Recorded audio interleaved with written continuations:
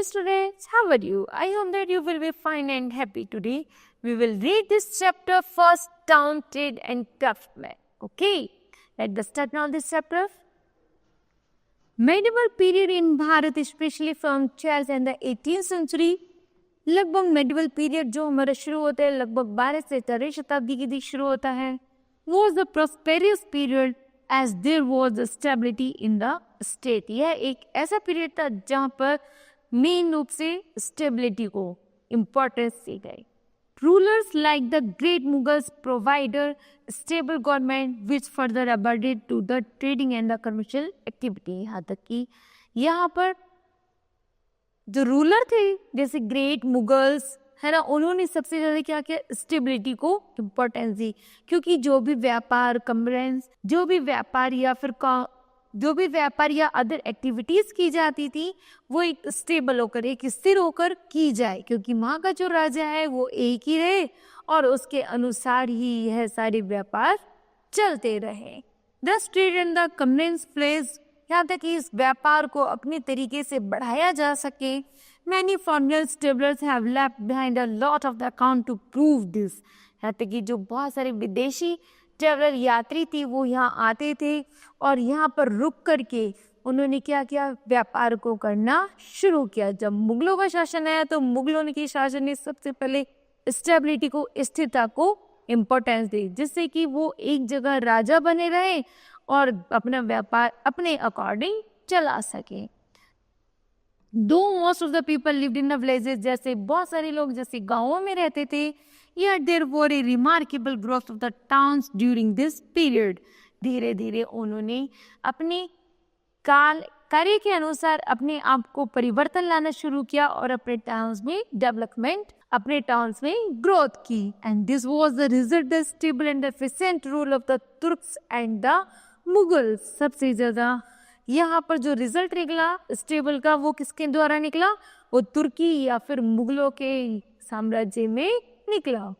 The political and economics policies encourage the establishment of town in Bharat. सबसे पहले राजनीति और जो भी राजनीतिक और आर्थिक थी, अर्थशास्त्री थे, उन्होंने क्या किया, उन्होंने इस चीज को एक व्यवस्थित कर दिया, मतलब स्टेबल कर दिया, रोक दिया, जिससे अपने द्वारा अपने उस व्यापार को भारत में बढ़ा सके. उन्होंने ऐसी ऐसी राजनीति बनाई जिससे कि भारत के जो लोग हैं वो गांवों में रहें और ऐसा ऐसा प्रोडक्शन करें जिससे वो अपने आप को बढ़ा सके, राजा अपने आप को बढ़ा सके और गांव के लोग वहीं पर ही स्टेबल होकर रह जाए. Last villages grew into the towns. धीरे धीरे क्या हुआ कि जो बड़े बड़े गांव थे वो धीरे धीरे डेवलप होने शुरू हुए और वो कस्बों में परिवर्तित हो गए. And some of the towns were the found by the rulers themselves. और जो कुछ टाउन्स थे वो अपने राजाओं ने अपने साम्राज्य में मिला लिए और उन पर शासन करना शुरू कर दिया. Some towns slowly becames the centre of the trade. धीरे धीरे कुछ जो टाउन्स थे वो ट्रेड के सेंटर बनने शुरू हो गए. And the commercial activities like manufacturing units started developing in the towns. धीरे धीरे इन टाउन्स में मैन्युफैक्चरिंग की फैक्ट्रीज को स्टेबल किया गया जिससे कि लोगों को रोजगार मिल सके. And this added to the trade of the product of this units. धीरे धीरे इसमें प्रोडक्ट की मात्राओं को बढ़ाया गया. For example cotton from Bharat was much the demand, क्योंकि भारत में जो कॉटन की जो डिमांड थी सबसे ज़्यादा थी. भारत की जो कॉटन की डिमांड थी वो सबसे ज़्यादा थी. दस many cotton manufacturing units grow in town. इसकी कॉटन की अधिक डिमांड के कारण उसमें मैन्युफैक्चरिंग को स्टेबल किया गया जिससे कि अधिक से अधिक मात्रा में कॉटन को बनाया जा सके. And the trading increase and the resulted expansion of textile industries. Cotton से तो बनती है टेक्सटाइल, कपड़ा. As the Mughal supported the trading activity in the towns grow in the population and the prosperity. बहुत यहाँ तक कि मुगलों ने उसको बहुत ज़्यादा प्रोत्साहित किया जिससे कि हमारे भारत में कॉटन की इंडस्ट्री को एक लार्ज स्केल पर पहुंचाया जा सके और ज़्यादा से ज़्यादा कार्य किया जा सके.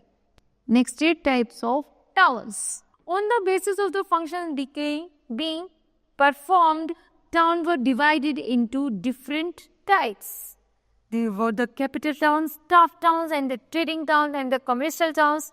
Exeter, sometimes a town, performed many functions like a town could be the capital as well as a trading town too. यहाँ तक कि जैसे कि हमने यहाँ पर पढ़ा था, जो टाउन्स था, जो कस्बे थे, उन्हें निम्न कुछ भागों में बांटे गए, जैसे कुछ काश्तकारों के अकॉर्डिंग, कुछ उसमें मतलब ने ट्रेडिंग वालों को अलग कर दिएगा, कमर्शियल वालों को अलग कर देगा, मैन्युफैक्चरिंग वालों को अलग अलग टाउन्स में डिवाइड कर देगा, जिसके हर टाउन्स के अलग अलग जो पार्ट्स थे उनको उसी के अंतर्गत ही डाला गया है। जैसे यदि कोई काश्तकार है, क्राफ्टमैन है, तो उसको एक अलग टाउन मेंशन किया गया, जो मैन्युफैक्चरिंग है उसके लिए एक अलग टाउन मेंशन किया गया। उसी तरह यहाँ पर टाउन्स की भी कैटेगरीज को डिवाइड कर दिया गया। सबसे पहले है कैपिटल टाउन्स।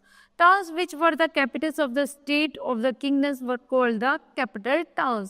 कस्बों का जो राजधानी कैपिटल होती थी, वो उसमें राजा और महाराजाओं से वो संबंधित होती, राजा महाराजा उसी कैपिटल टाउन्स के नाम से जाने जाते थे। Throne and the court of the king, क्योंकि राजाओं के जो दरबार लगते थे वो उन्हीं शहरों में, उन्हीं टाउन्स में लगते थे। To be established in that town, this towns were the centres of the administrative activity. यहाँ तक कि उन टाउन्स में जितनी भी एडमिनिस्ट्रेटिव, जितनी भी प्रशासनिक एक्टिविटी होती थी, वो उन्हीं टाउन्स में की जाती थी। For instance, Agra was the capital town of the Mughal sultan during the region of Akbar. Okay, later Akbar founded new towns of the Fatehpur Sikri and made his capital over there. जल्दी ही जैसे उन्होंने आगरा को, फतेहपुर सीकरी को अपने कैपिटल टाउन्स नियुक्त किए, और उन्होंने क्या किया, जितनी भी एडमिनिस्ट्रेटिव एक्टिविटी होती थी उसको वहाँ पर मेंशन किया गया। He is not made is capital town but also Pilgrim towns. उसको केवल वो कैपिटल टाउन से नहीं बल्कि उसको वो पिलग्रिम्स टाउन्स के नाम से भी पुकारने लगी। He made the Dargah of the Syed Salim Chishti, क्योंकि उन्होंने फतेहपुर सीकरी में सलीम शेख चिश्ती की क्या करी, दरगाह, कब्र मतलब जो होता है ना, उसको वहाँ पर एस्टेब्लिश, उसको स्थापित की, और उसको पिलग्रिमेज टाउन्स के नाम से जाना गया। So it became the place of the pilgrimage and the centre of the governments both. Okay, similarly many other ruler founded new cities to make their capitals. यहाँ तक कि कुछ शासकों ने उन कस्बों को शहरों का में, और कुछ कस्बों को कुछ और अन्य नामों से उसको जाना गया, जैसे temple towns. We have already studied about the importance of the temples in the medieval period, क्योंकि जो मध्यकालीन युग में, जब इतिहास शुरू हुआ था, मध्यकालीन युग में सबसे ज़्यादा जो इम्पोर्टेंस दी गई थी वो टेम्पल्स को दी गई थी, मंदिरों को दी गई। Many political and social activity look place in the temple towns. यहाँ तक कि कुछ राजनीतिक और सामाजिक क्रियाविधि को उन मंदिरों से जोड़ा गया। Tanjore was the capital of the Cholas. जब चोलों का शासन आया था, चोलों ने एक सबसे बड़े मंदिर की स्थापना की थी जिसका नाम है Tanjore. But it also develop due to temples, और ऐसे ही उन्होंने बहुत सारे मंदिरों को बनवाया। The temple towns provided people with job opportunity. यहाँ तक कि जब टेम्पल टाउन्स बनाए गए तो उनमें लोगों को अपॉर्चुनिटी दी गई जॉब के लिए, कार्य करने के लिए, टू अर्न मनी, जिससे वो पैसे कमा सके। A lot of the people visited this temple daily, क्योंकि बहुत सारे लोग उन मंदिरों में घूमने के लिए आएंगे, और उनके बाहर जो मार्केट सिचुएटेड होता है उससे वो सामान को कैरी करेंगे, मंदिरों में चढ़ाएंगे। इस तरह लोगों को बहुत सारा रोजगार मिल जाएगा। So people selling these things got good sale around the temple. The temples themselves offered employment to many people like the priest, gardeners, dancer, singer, sweeper, cooks, girls. यहाँ तक कि ऐसे बहुत सारे लोगों को जब एक मंदिर बनने के अकॉर्डिंग मंदिर बनवाया गया था, किसके अकॉर्डिंग, एक पॉलिटिकल और सोशल एक्टिविटी को देखते हुए सबसे पहले मंदिरों का निर्माण किया गया। मंदिरों का, यदि एक मंदिर का निर्माण होता है तो उसके पास मार्केटों का निर्माण होता है। मार्केट में कार्य करने वाले लोगों को लिए एम्प्लॉयमेंट, रोजगार मिला। जैसे फूल वालों को फूलों का प्रसाद जुड़ा गया, प्रसाद का, सामान बेचने वालों को सामान का रोजगार मिला, है ना, वो सामान आकर बेचने लगे। और स्वीपर को वहाँ पर सफाई का काम मिला, कृष्ण को वहाँ पर पूजा करने का काम मिला। तो ऐसे बहुत सारे लोगों को, हर जाति को अपने अपने कार्य के अनुसार उसको काम दिया गया, जिससे वो एम्प्लॉयमेंट कर बढ़ा सके और earn money to get earn money, और कुछ पैसा इकट्ठा कर सके। ओके, तो सिमिलरली तिरुपति, सोमनाथ, जगन्नाथपुरी ऐसे और मंदिरों का निर्माण कराया गया, जैसे तिरुपति का, सोमनाथ जी का, जगन्नाथपुरी का, कांचीपुरम का, मदुरई का आदि। Were the some famous temple towns of the medieval Bharat. Medieval Bharat में, मध्यकालीन भारत में सबसे ज्यादा इन मंदिरों का निर्माण पर प्रोत्साहित किया गया। These towns became important because of the hectic activities around the temple, with the temple as the center point. ठीक है, और ये जो मंदिरों का निर्माण किया गया है, ये स्टेट के टाउन्स के बिल्कुल सेंटर में स्थापित किए जाते थे, क्योंकि यह सेंटर पॉइंट कैसा होता था, this is another point for a business purpose. Similarly, some towns developed as the pilgrimage towns.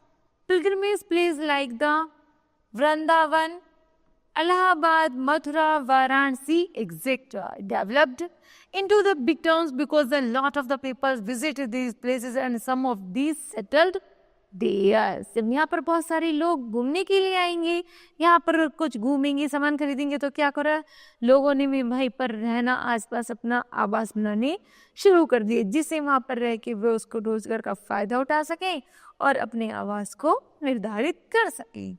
Similarly, the dargah and the shrines of the famous Sufi sant like Khwaja Muinuddin Chishti at Ajmer and the Khwaja Hazrat Nizamuddin Aulia at Delhi also developed into towns due to the arrival of the lots of the devotees there. Okay. Next है craft towns.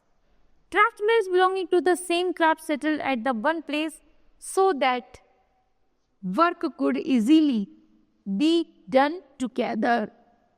जो craftsman होते थे, काश्तकार होते थे, अक्सर किसी craft से रिलेटेड जगहों को ढूंढते थे कि कहाँ की मिट्टी ज़्यादा अच्छी है, जहाँ पर अपनी जो भी है उनकी मूर्ति बनानी है या उन्हें बर्तन बनाने या उन्हें अन्य चीज़ बनानी है, साधन वह आसानी से तैयार किए जा सके।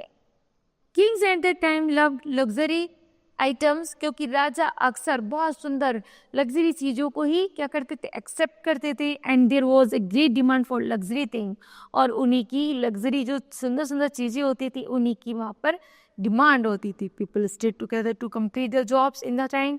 लोग जैसे ही उनके बारे में जानते थे कि राजा क्या पसंद करेंगे, उससे संबंधित ही वो चीज़ों को बनाया करते थे and earn money. Okay, for example the Bidri workers stay together in the Bidar. Similarly, gems cutting artisans settled in Hyderabad. In the search of the better opportunity, Murshidabad and the craftsmen skilled in the producing different kind of silk fabric. Next, Surat was the hub of the craftsmen for the diamond cutting. यहाँ तक कि जैसे जैसे craftsman को जो भी राजा होते थे उनको लग्जरी थिंग्स पसंद थी, लग्जरी चीज़ों की डिमांड थी, तो उन्होंने क्या करा, भिन्न भिन्न स्टेटों में जो भी जो टाउन्स थे उनमें अपना एक ही पर्टिकुलर एरिया चुन लिया। जैसे सूरत में डायमंड कटिंग के लिए चुना जाता है, उसी तरह मुर्शिदाबाद सिल्क के लिए चुना जाता है, जहाँ पर सिल्क सबसे अच्छी होती है। तो सभी टाउन्स को अलग अलग अकॉर्डिंग टू योर वर्क, उनके कार्य के आधार पर उनको अलग अलग रूप में बांट दिया। Next है commercial and the trading towns. Ability of the products of an area made that the area a town engaged in the trade of that product. उनकी योग्यता, जो भी हमारे पास प्रोडक्ट होता है उनकी उपलब्धता के आधार पर, कौन से क्षेत्र में कैसी चीज़ उपलब्ध है, उसी के आधार पर टाउन्स को भी उनके अकॉर्डिंग बांट दिया गया। Punjab was the trading centre for wheat, जैसे पंजाब को गेहूं के लिए। While Kannauj was the centre trade for the superior quality of rice and sugar. Rice और शुगर के लिए किसको चुना गया, कन्नौज को। उसी तरह in the same way many cities came into the begin due to the trade. इसलिए भिन्न भिन्न राज्यों को, भिन्न भिन्न टाउन्स को उनके अकॉर्डिंग टू वर्क के अकॉर्डिंग चुन लिया गया। Most important among them were the Delhi, Lahore, Agra, Thatta, Multan and the Srinagar In north, Ahmedabad, Kambak, Mumbai, Ujjain, Surat and Patna was important trade city in west. Okay. And while in the east Deccan, Patna, Hooghly, Chindagan and the Murshidabad was the important trade city. Some of them were the center of the trade because there were the port cities and were the center of the sea trade as well as Kambi, Sopara, Borj, Surat, Dwarka, Cochin, etc.